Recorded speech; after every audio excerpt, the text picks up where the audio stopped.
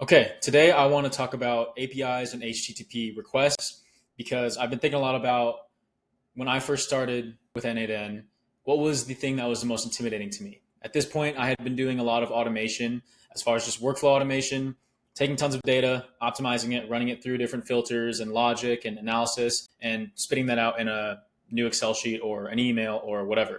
So I understood a lot of the logic that goes into workflow design and sort of like I don't know what you want to call it, like transforming the data, all that kind of stuff. But what I really didn't understand is how I operated outside of my end-to-end environment. How could I connect to different tools and services, which is really where all the magic happens, because then you can connect to things like voice or obviously different large language models or different services that let you do things like search the web, get weather information, and those are on the top of my mind because as you can see up here, today we'll be looking at Open Weather Map API, Tavily, and then Chart Image. So these are all examples I've shown before, and they're really simple. But why I'm going to show them is because they're different in the way you set up that HTTP request. And yeah, so before we really dive into it, I want to say that I'm planning on doing a deep dive course within the classroom section of this community over HTTP requests and APIs to understand like truly the technicalities of what they are, what they do, your headers, your requests, your parameters, all this kind of stuff, the different endpoints. So that is going to be coming soon. It'll be releasing over the next few weeks for sure. But I thought that it would be good to just come in here and put out this, quick video about at a high level what they are and just some examples that you could also get in there and start playing around with. So these three examples that we're going to be looking at today will be free APIs you can go access. You'll get like 1,000 calls per day on this one, per month on this one, 50 a day, or I don't know. We'll see. Anywho, API. So you've probably heard the term. It stands for Application Programming Interface. So essentially all it is, it's a messenger that allows different software applications to talk to each other. So when you are using N8N, that's one software, and you want to send information to a Google Sheet, for example, from N8N to Google Sheet, they have to talk somehow, in the internet of whatever goes on, they have to talk. And so they use an application programming interface to send information. As you can see in this visual, client app is sending a request to the API. The API is hitting the query database, and then the database is coming back with response. So the analogy is always think of it as a waiter in the restaurant. They take your order, so you're sending a request to the kitchen, and you're sending the request to the kitchen via the waiter or the server. Anyways, they take that to the kitchen prepares it, they do whatever they need to do back there, and then they bring back your food, or the waiter brings back your food. So APIs enable applications to interact without needing to understand each other's internal workings because it's just a request. Now, APIs use HTTP requests to facilitate this communication because, APIs, HTTP requests, are they the same thing? What's the difference? The HTTP request is just the method of communication that the API uses. So HTTP stands for Hypertext Transfer Protocol. That's really not important. You don't need to know that, but that's what it stands for in case you're curious. It's the foundation of data exchange on the web. When you visit a website, your browser sends an HTTP request to the server, and the server responds with the requested web page.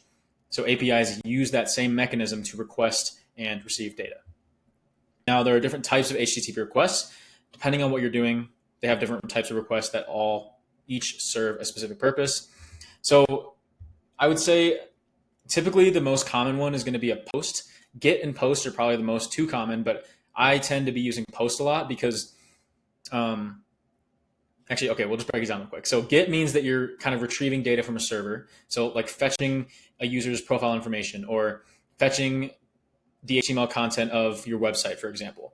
And so that means you're going to be getting data because you're pretty much just accessing that URL endpoint or some specific endpoint and you're getting stuff back. Now it gets a little confused because sometimes we send off post requests where we get stuff back. And so the difference here is that in a post request, when we want to get stuff back, it's because we're sending information over to the server. So yes, it could be something like submitting a new blog post where you're just sending off a post request and it's updating. But in the case of Tavily, where it's kind of like a news researcher thing, we send over a post request to Tavily because that post request contains the basically the JSON parameters in the body that we're looking for, which are like, what's the search term? How many results do we want back? So we're sending over information for the server to do something with and come back. So similar to that example with like a waiter, we'd be sending the kitchen a post request because we say, here's what we want, and then the kitchen returns it. So that's the difference. That wouldn't be a GET request. A GET request, we're not really sending over anything over. We're just requesting like everything back, I guess. Hopefully it'll make more sense when we see an actual example. But then we got put, which is updating an existing resource. And then we have delete, which is removing a resource from the server, like deleting a comment. And so one thing before I hop into this kind of example is, at this point, hopefully you've hopped into N8N and you've done some basic examples like, let's create an agent that sends an email, or let me just put information into my Google Sheet. Those, like I said, those are HTTP requests, and you're accessing the Google API for either Google API's endpoint to send an email or Google's API endpoint to update a row in your Google Sheets. The only reason why it's so much easier is because N8N has a native integration, is what it's called, with Google Sheets, with Google Gmail, Microsoft Outlook, all the different tools that you have these native nodes for, which, let me just switch over here. Action and app. So all of these, which are, I think there's like 1,300. These are native integrations. So if we clicked on, why can't I choose one? Let's just click on this one. Let's say, so these are different actions we can take, and all of these are basically different API endpoints within Mattermost that we'd be sending requests to. And so the reason why it's so much easier for us in here is because this is just natural language. What's the resource? What do you want to do? What's the display name? And this is just N8N wrapping up an HTTP request in a user interface that makes sense for us. That's a lot easier. That's why they have so many integrations, and you can pretty much connect to anything that has a publicly exposed API, even if it's not a native integration in N8N, using an HTTP request, right? So hopefully that's just like a general concept that makes sense. Anyways, switching back over to the doc. Now we have APIs, and then we also, sometimes you'll see a REST API. What's the difference? They both allow applications to communicate, but they're not the same thing. So an API, just a general concept, the application programming interface, is a broad term that just refers to any method that allows two apps to talk to each other.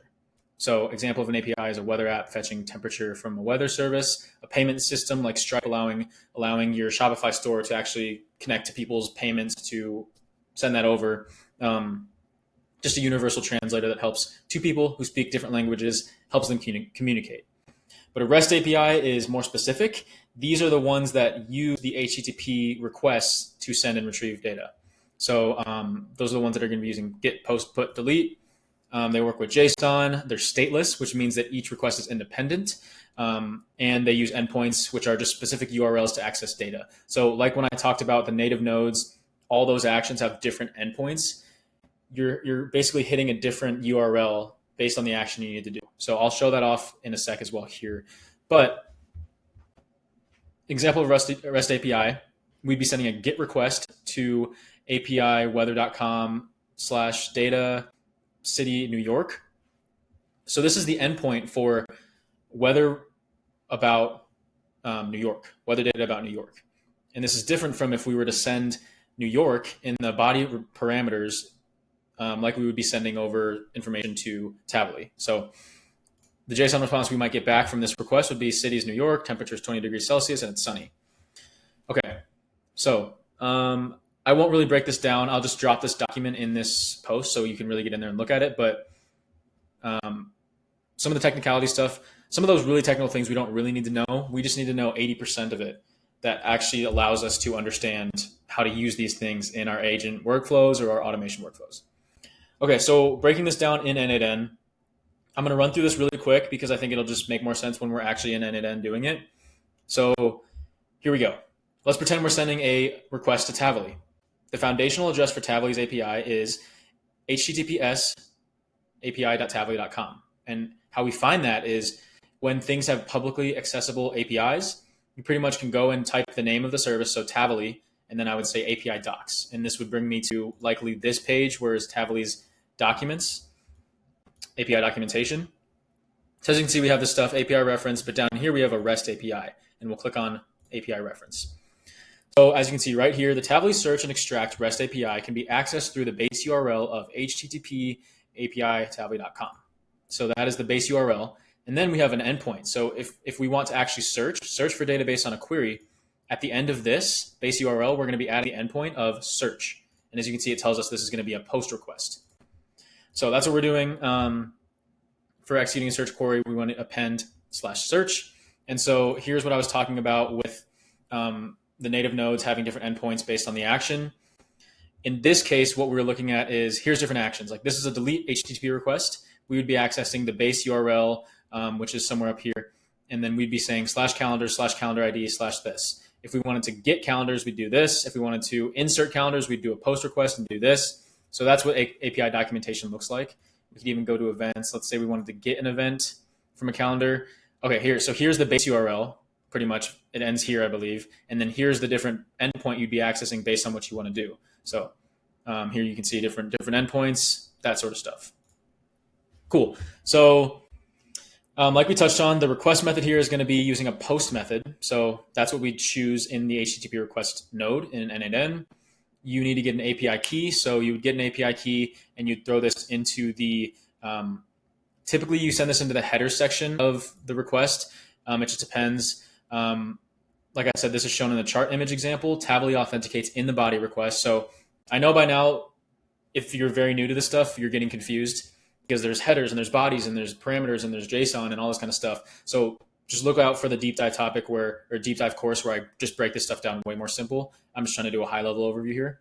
But just for authentication, just keep in mind, especially if it's a paid service, at some point you need to authenticate and provide a key that you were given that's unique to you. So the service knows that they can actually give you information. So it's like if you're ordering a pizza or you're doing some sort of online shopping, you have to put in your credit card information and actually pay for something before they'll give it to you or send it to you. That's just like authenticating that this person has permission to do this or receive this, something like that. Okay, so headers, it's a key value pair. So sometimes if you're getting stuff back in JSON, you'll have the header of content type, and then the value will be application JSON, just so the request knows what type of format is coming through.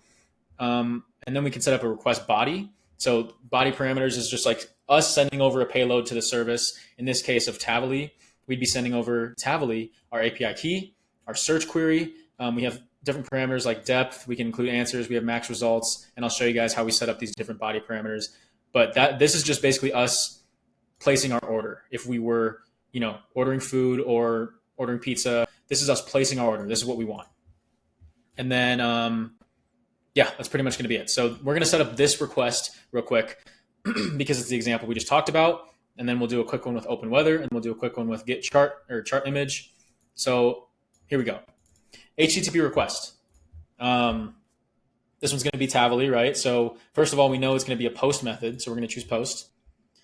Then within here, we saw that our base URL is HTTP. I'm not going to read that out. Anyways, this is our base URL. So we have post, put in our base URL, but now we know that since we're doing a search for data based on a query, we need to add search at the end of our base URL. So we're going to paste that in there. Okay, so authentication, this is where you can do like predefined credentials. So I'll show this in the last example with chart image. So we can leave this blank. We have query parameters, headers, and body. So looking at the API reference documentation, we can see that these are the parameters that we send off in our body request, which are sometimes we have required ones and optional ones. So a query is required. This is the search query we want to execute with Tavily. API key, required, right? So those are two things we know we need. And then here's what the response is going to look like. But here's an example request and response. So I'm going to do what I'm going to do is just copy this example request. So I copy that request. I know this is going to go in the JSON body, which body contents JSON. We could put in individual parameters like, you see how it says API key equals Tavily API key. We could type in API key and then put our API key down here, but then we just have to do more work. So because I copied the JSON, I could just paste it into there. And so let's take a look at this, right? So first of all, we need to set up our API key. So we're going to go back to Tavily and we're going to get API key. Sorry for all the jumping around on different screens here. So on the free plan, you get 1,000 credits per month, I believe. So what we're going to do here is create an API key. We're creating this. It's going to give us this value to copy. we can paste this right in here in the JSON body request. So now the first thing we're sending over is our API key, and it's going to know that we are authenticated to make this request. Next, we have a search query. So for this case, let's just say health and fitness. Okay, so now we're looking up on the internet, health and fitness. We have different parameters that we can include. So right here we have max results. Let's just change this max result to 1. We only want to get one thing back. So let's test this step and see how our request is looking. So right now it's sending over this body request to tavily.com/search. It's taking place right now, and we should be getting back one article. This is taking quite a while. Anyways, it's spinning. Let me make sure I didn't forget anything. I believe we should be all right. Our API key, our query, search depth. While this is spinning, I'll show you some other things we could include. So we could also include, sometimes I like to do this, the topic. You can change the category of the search. It'll determine which of our agents will be used. So you can use general or you can use news. So if we wanted to add that in, we just add in a parameter right here, which I can show you guys. Okay, so here we got it back. The query was health and fitness. And we'll go to JSON real quick. So here are our results. We got health and fitness. It gave us an actual URL that we could go to right here. So as you can see, this is what it scraped for us. We got that article, and then it's going to give us content. And then if we wanted to, we could basically just add in another parameter, which I think it was topic. And then we could say, we want the topic to be news. And we could put a comma after it so it's valid JSON. Send that off, and this should still work. We just added like a side to our order, and that came back a lot quicker. The news search seems to come back quicker, but now it's going to be, this is a different URL that came back. As you can see, it's menshealth.com, and this is kind of more newsy, I guess, is what it decided with its agent. So cool. So that's our post Tavily request. Now let's do our open weather map. So open weather map, it's a free weather API. You'll go in here, create an account, make your API key. Right here, I'm just going to copy this so we can paste it in. We're going to grab another HTTP request. I don't know what. Oh no. I don't know what happened to my keyboard. Give me a sec here.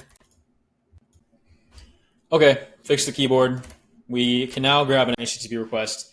And we're going to do open weather, of course. So we've got our API key. Now we need to go to API right here in open weather map, and we're looking for the current weather data. So we're going to go to their current weather data API documentation.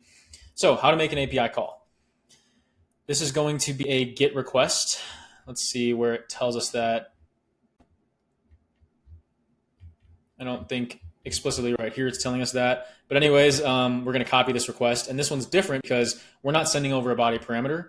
We're putting our parameters in the actual URL, because in the URL, this is basically just going to be a different endpoint. We're putting in the latitude and longitude of a location, and that's how we specify what we're looking for. So I'm going to paste that in there.